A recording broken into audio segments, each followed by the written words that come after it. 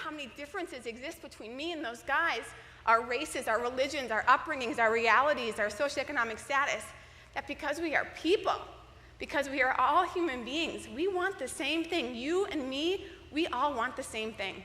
We want to be noticed, we want to be recognized, we want to be appreciated, valued, cared for, loved, and cheered for.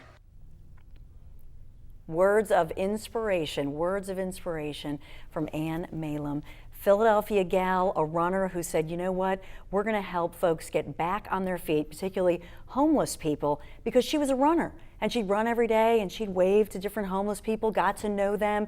And before she knew it, she had this great idea to say, I can help. And she got the real gift, because isn't that the truth sometimes? When you give and give of yourself, you get the real gift. And that's really what we're talking about as we share the journey of those who've benefited from Back on My Feet, which is a great nonprofit. So let's meet Valerie Witherspoon, who's a residential member of Back on My Feet. Valerie, it's so good to have you here. Thank you, it's good to be here. You look gorgeous. Thanks. You got the Joelle Garcia makeover that we all get on the Dawn Show. Awesome. And Scott Crossan, executive director, and you look gorgeous too, Scott. Yes, thank you. So we've been hearing about Scott. He was a biggity big with a biggity big corporation in Philadelphia, living the dream, was inspired by Back on My Feet and joined the team here. So what's your story? How did you come into it, and how has Back on My Feet changed your life? Okay, well, in December, I found myself in a shelter, and I was hearing talk about these people who were running at 5:30 in the morning. I'm like, okay, 5:30 in the morning. But I used to run in grade school and junior high. I'm like, you know what? I want to do this. I used to walk, but there was no accountability, so I would walk some days and miss some days. So I signed up strictly to run and to walk, because I love to walk. I'm a walker by nature. Started walking, just walking, 2 miles. Took me an hour to walk 2 miles, then I would walk. And kind of now where I'm doing 3 miles, mostly running. And so for me, it's been great for my health. My health is almost perfect now, from a size 16 to a size 14. Wow, and you look gorgeous. Thanks.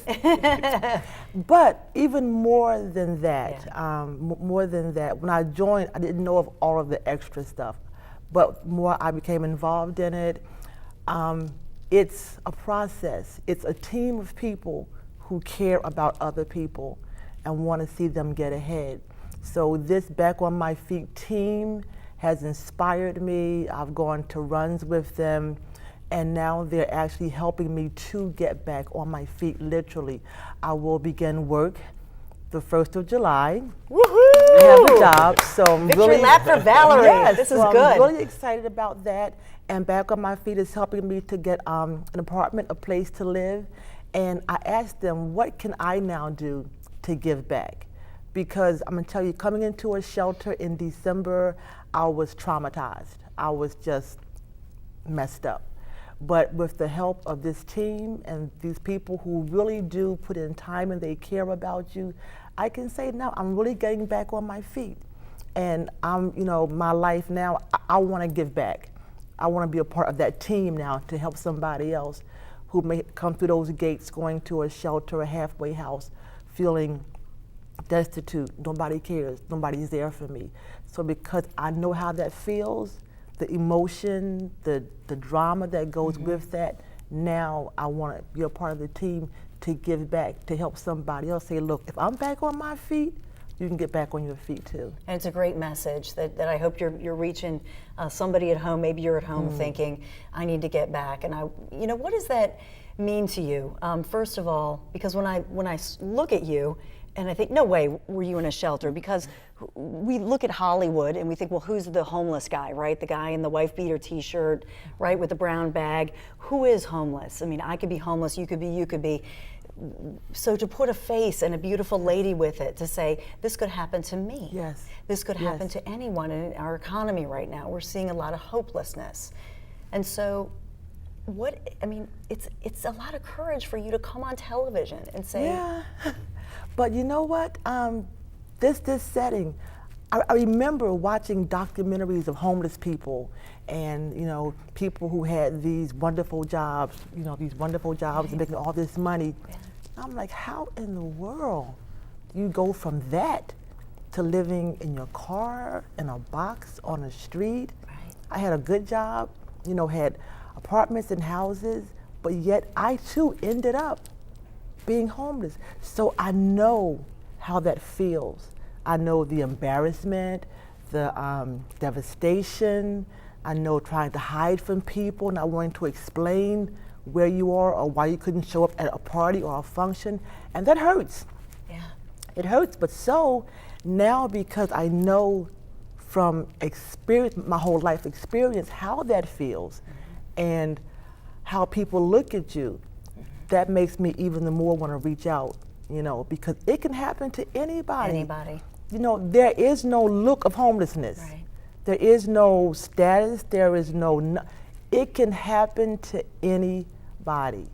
It happened to me, you know, and I have children. And so I think if any message I want to get across to people is that we really can't judge people. Right. You don't know where they are. But what does it do to you to have been judged? Because you were judged. Mm-hmm. And now you were up, you've been down, and now you're coming back up again.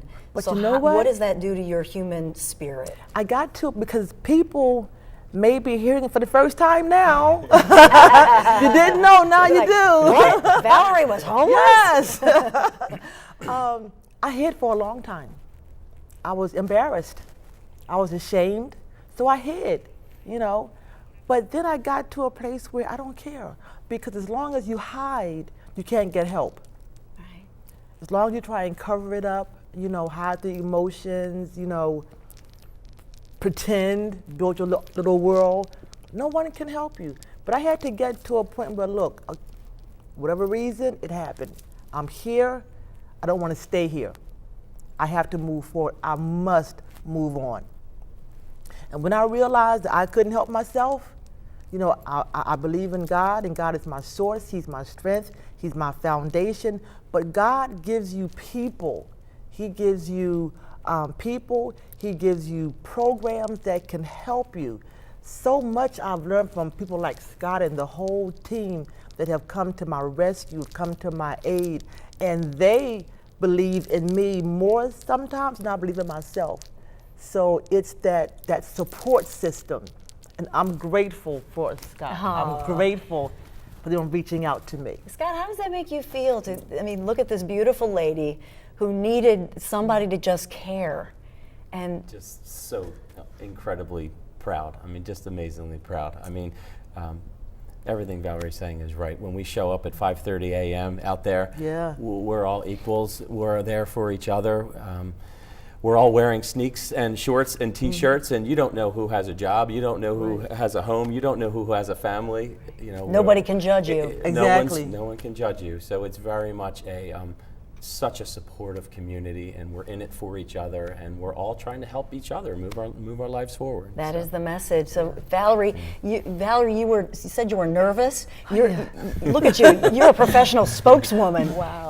Before the show, and you just came to light and let your light shine. So thank you so much for sharing your story. Thank you, Dawn. And up next we have Kenny's story, and you're going to love Kenny when the Dawn Show continues.